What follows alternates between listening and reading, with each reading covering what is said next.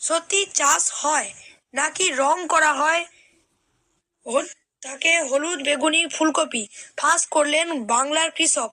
Broccoli তো সবাই চেনেন, কিন্তু গত কয়েক বছর ধরেই বাজারে দেখা মিলছে হলুদ বেগুনি রঙের বাহারি ফুলকপির।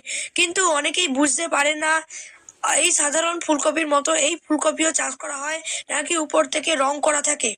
বাজারে বিক্রি হওয়া সাধারণ ফুলকপির মতোই হলুদ এবং বেগুনি ফুলকপিরও চাষ হয়, তবে এই ধরনের ফুলকপি খুব কম সংখ্যক কৃষকই চাষ করেন।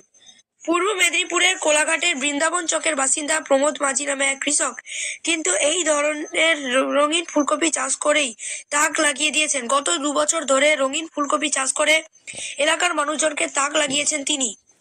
এদিকে তিনি সাধারণ ফুলকপি এবং ব্রোকলি চাষ করেছেন, তার ঠিক পাশেই সংখ্যায় প্রায় 3,000-এরও বেশি রঙিন ফুলকপি চাষ করেছেন, যা বিক্রি করে লাভের মুখও দেখেছেন কোলাঘাটের এই কৃষক। প্রমোদ বাবু জানিয়েছেন এই রঙিন ফুলকপির দাম রীতিমতো ভালোই পেয়ে থাকেন। যখন সাধারণ ফুলকপির বাজার মূল্য পিস প্রতি 5 থেকে 10 টাকার মধ্যে চলছে, ঠিক সেই সময় রঙিন ফুলকপি বাজারে সহজেই 40 টাকা পিস হিসেবে বিক্রি করেছেন তিনি। আপনার প্রিয় সবজি কি? কমেন্টে লিখতে ভুলবেন না।